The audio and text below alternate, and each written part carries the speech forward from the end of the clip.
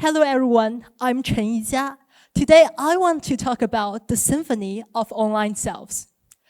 Have you ever opened your phone for just 5 minutes but found yourself still scrolling half an hour later? That was me one afternoon. I wasn't looking for anything in particular. I was simply bored, letting my thumb move automatically from one video to the next. Then a song stopped me. She got a beautiful eye, walking a line, smile with a tie. She knows all about life, never asks why, driving everyone crazy, crazy. Well, this was just part of the song.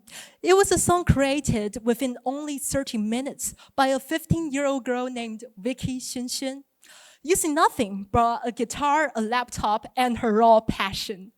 Have any of you heard this music before?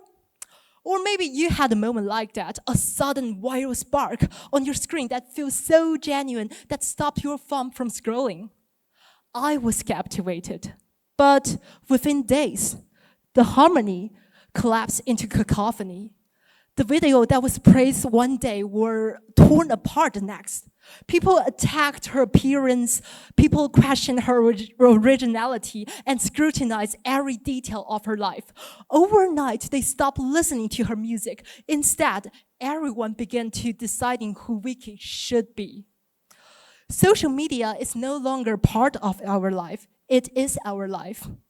When we found ourselves scrolling, actually, 33.8% of teenagers actively using social media platforms, and half of us now are creating and sharing content ourselves. We are all living in a grand digital theater, but today I want to talk about a hidden crisis behind this virtual world, how algorithms have seized the conductor's podium of our life, and how we can take back control to play our full, authentic life symphony. Let us start with us, every one of us as the audience of this digital theater. When you scroll through the comment section online or leaving a comment under a short video, have you ever truly asked yourself, what am I really thinking? What is driving my every tap and swipe? Let us be honest. Today, we are living in a time of lingering economic uncertainty, where the future feels less like a promise and more like a question mark. We can no longer take it for granted that tomorrow will be better than today. Overwhelmed by this subtle but persistent pressure, we crave a quick escape, a fast and effortless way to numb our anxiety. This is exactly where social media comes in, feeding inertia and flattering laziness. It has become far too easy to let endless scrolling think for us, numb us, and occupy our fragmented time. I'll be honest with you. Just a few weeks ago, I was sitting at my desk staring at my psychology essay that was due the next morning. I knew exactly what I needed to do. The document was open, my notes were right there, but somehow I couldn't stop scrolling. One video became another, then another. Minutes turned into hours.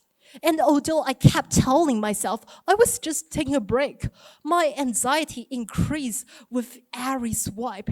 That is when I realized something unsettling. When real life feels overwhelming, many of us escape into the digital world. And while scrolling may distract us temporarily, it often leaves us feeling even worse. When we see people like Vicky shining online, it is easy to measuring ourselves against them, questioning our own ability and achievements. Sometimes the frustration even spills into anonymous comments and online hostility. The more disconnected it can become from the fulfillment we are actually looking for. And after that night, I found myself wondering if endless scrolling really makes us feel more happier. Why do we so often feel empty the moment we put our phone down? This narrow, passive reliance on digital content is quietly dangerous. We trap ourselves in the bubble of filtered perfection, tying our self-worth entirely on our online image. Whenever our digital self faces criticism or denial, we feel utterly broken and lost. We forgot that the online version of us is never the whole story. It's only a tiny, fragmented part of who we truly are. If we are the audience, the algorithm is the conductor domaining our life's melody. Algorithms strive for predictability, so it locks us into fixed echo chambers of narrow interest. It keeps us scrolling endlessly, amplifying our virtual screen time while muting and diminishing our online world experience. Imagine your life as a symphony. The deep, resonant voice of a cello carries the disappointment and reliance, the time when life challenges us and forces us to grow. The bright sound of a trumpet captures the achievement, ambition, and the confidence. The gentle voice of a flute echoes with our friendship, curiosity, and quiet joy. Together, every emotion, pleasant or painful, actually make us build our unique note into the music of our life. Our real life and our digital life are not competing instruments. They are two melody lines that meant to play in harmony. The problem is that many of us has allowed the line to drown out another, and the digital world domains everything. The music become unbalanced. Algorithm encourage us to keep watching, scrolling, and consuming until our real world experience no longer become the complement part of our real life, and the online experience replace them.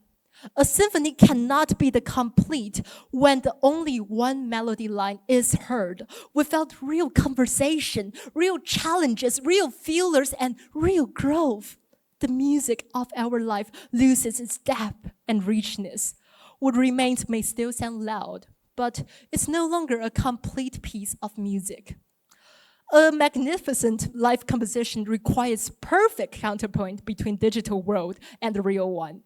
We need these two worlds to interact and resonate with each other, not overshadow one another. We need to root ourselves in reality, cherish the real people in front of us and the real moment around us. That means abandoning passive mindless growing and embracing active real-life exploration and creation. The question then becomes, when the digital storm rages around us, how do we break free from the audience seat and become the performer of our own life? The answer lies in Vicky's story. When the negative comments flooded her account, she stumbled at first. She once played a song of anger and defiance, but the work lacked the true soul because she was still letting the online critics conduct her emotion and control her state of mind. But she refused to be a victim of this character assassination. She stepped back from the chaotic digital spotlight, focused on her real-life growth, pursued her higher education at Berkeley, and built solid media literacy to protect her inner world.